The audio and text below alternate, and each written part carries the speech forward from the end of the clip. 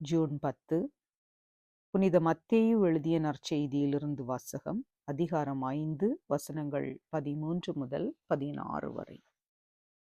இயேசு தம் சீடரை நோக்கி கூறியது: நீங்கள் மண்ணுலகிற்கு உப்பாயிருக்கிறீர்கள். உப்பு உவர்ப்பற்று போனால் எதைக் கொண்டு அதை உவர்ப்புள்ளதாக்க முடியும்? அது வெளியில் கொட்டப்பட்டு மனிதரால் மிதிபடும், வேறு ஒன்றுக்கும் உதவாது. நீங்கள் உலகிற்கு ஒளியாயிருக்கிறீர்கள். மலைமேலிருக்கும் நகர் மறைவாயிருக்க முடியாது. எவரும் விளக்கை ஏற்றி மரக்காலுக்குள் வைப்பதில்லை, மாறாக விளக்கு தண்டின் மீதே வைப்பர். அப்பொழுதுதான் அது வீட்டிலுள்ள அனைவருக்கும் ஒளி தரும். இவ்வாறே உங்கள் ஒளி மனிதர் முன் ஒளிர்க. அப்பொழுது அவர்கள் உங்கள் நற்செயல்களைக் கண்டு உங்கள் விண்ணகத் தந்தையை போற்றி புகழ்வார்கள். இது கிறிஸ்து வழங்கும் நற்செய்தி. கிறிஸ்துவே உமக்கு புகழ். சிந்தனை. இன்று உப்பு முதன்மையானதாக நமது உணவின் சுவையை அதிகரிக்க பயன்படுகின்றது. ஆனால் இயேசுவின் நாட்களில் உப்பு சுவையை விட அதிக பயன்பாடு கொண்டிருந்தது. குளிர்சாதன பெட்டிகள் இல்லாத உலகில் உணவை பாதுகாப்பதில் முதன்மையாக இருந்தது உப்பு. மேலும் இது பல பலிகளை தூய்மைப்படுத்தவும் பயன்படுத்தப்பட்டது.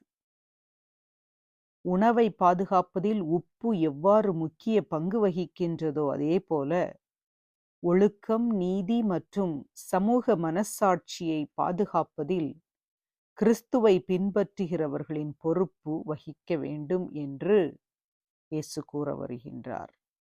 ஆனால் உப்பு பாதுகாப்புக்காக பயன்படுத்தப்படுவது மட்டுமல்லாமல் சுவையையும் தருகிறது போல கிறிஸ்தவர்களும் இவ்வுலகிற்கு சுவை சேர்க்க வேண்டும் என்று விளைகின்றார்.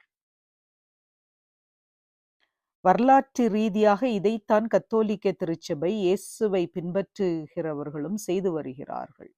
மருத்துவம், கலை, அறிவியல், சிறை சீர்திருத்தம், அனாதை இல்லங்களை உதவுதல், குழந்தை தொழிலாளர் சட்டங்களை உருவாக்குதல், கல்வியை கொடுத்தல் மற்றும் அடிமைத்தனத்தை ஒழித்தல் போன்றவற்றில் இயேசுவை பின்பற்றுபவர்களால் வழிநடத்தப்பட்டு வருகின்றன.